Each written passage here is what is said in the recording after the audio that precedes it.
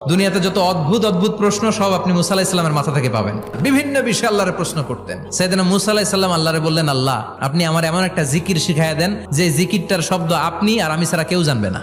দিনে রাতে সব সময় এই জিকির আমি করব, আপনারে ডাকবো, কিন্তু শর্ত হলো এই জিকিরটা জানবে শুধু আপনি আর জানবো শুধু আমি। আল্লাহ বললেন, মুসা পড়ো লা ইলাহা ইল্লাল্লাহ।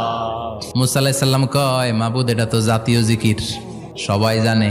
আমি তো চাইছি এক্সেলেন্ট একটা জিকির, কারো কাছে নাই, শুধু আমি জানবো আর আমি পড়বো। আল্লাহ বললেন, মুসা এই লা ইলাহাকে যদি এক পাল্লায় রেখে দাও, তাম বিশ্ব, 7 আকাশ 7 জমিনটারে তুলে যদি তুমি আরেক পাল্লায় রেখে দাও, লা রাজাহাত কাফাতু লা ইলাহা ইল্লাল্লাহ, মুহূর্তের মধ্যে লা ইলাহার পাল্লা ভারী হয়ে যাবে। ও মুসা, তুমি যতই এক্সক্লুসিভ জিকির চাও, লা ইলাহার চেয়ে দামি জিকির আমার কাছে নাই।